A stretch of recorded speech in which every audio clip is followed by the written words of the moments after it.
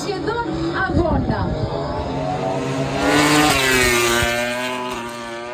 Μια φόρμουλα από αυτές τις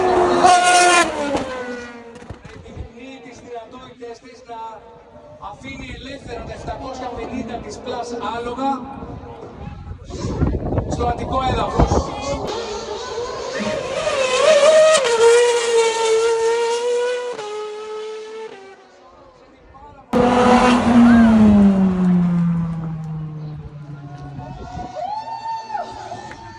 Εντάξει, είμαστε και εμείς ενθουσιασμένοι.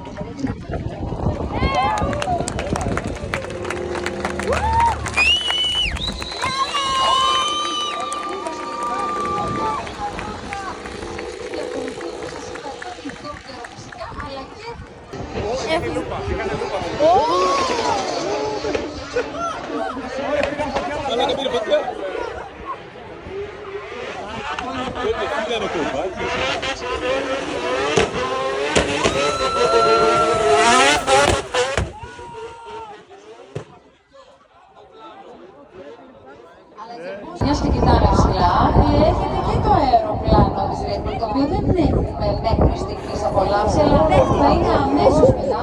Βλέπετε εδώ τι κάνει. Θες να πεις απλό? Όχι, όχι, όχι, ευχαριστώ. Έλα μικρό.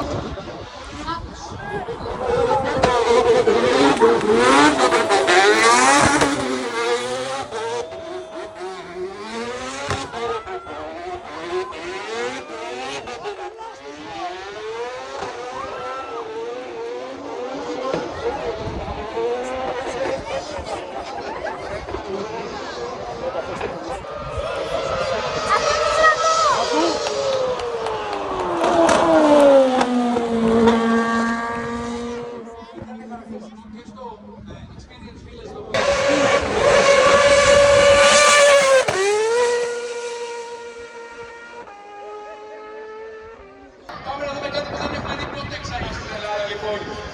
Την ίδια στιγμή, στην ίδια πίστα. Φόρμουλα 1, MotoGP, WRC.